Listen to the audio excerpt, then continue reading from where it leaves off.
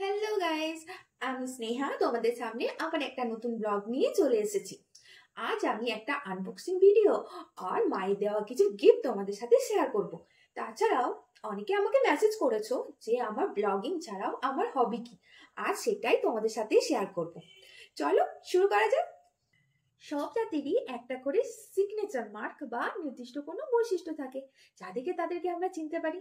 যেমন পাঞ্জাবির পাগড়ি, রাজপুতদের তলোয়ার, আর বাঙালিদের কলম। লেখালেখি অভ্যাসটা বাঙালি জাতির রক্তেই মিশে আছে, তাই তো বাংলা সাহিত্যে যতটা সমৃদ্ধ অন্যান্য সাহিত্য ততটা সমৃদ্ধ নয়।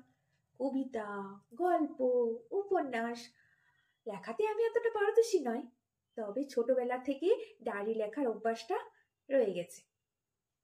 আমার জীবনে বিশেষ বিশেষ মুহূর্তে কিছু কথা হয়তো সবার সাথে শেয়ার করতে পারিনি, তবে এই ডায়েরি পাতার মধ্যে বন্দি করে রাখার চেষ্টা করি। ডায়েরি ডায়েরি লেখাটা আমার হবি, আমার ভালো লাগার একটা জিনিস। তাই আমার আগেকার ডায়েরির পেজ শেষ হতে যাচ্ছিল, তাই একটা ডায়েরি আমি অর্ডার করেছিলাম, সেটাই আমি তোমাদের সামনে আনবক্সিং করে দেখাবো। এই যে ডায়েরি আছে এর মধ্যে।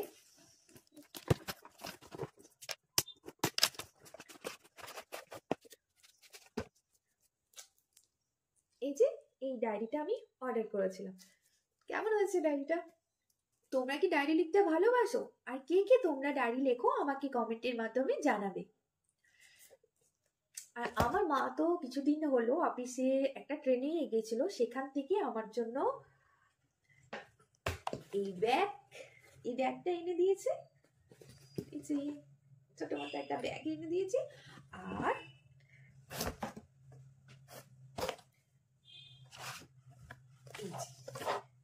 একটা ড্রেস। কেমন হয়েছে জানিও। চলো আজ এই পর্যন্তই, আবার দেখা হবে নেক্সট ব্লগে। টাটা।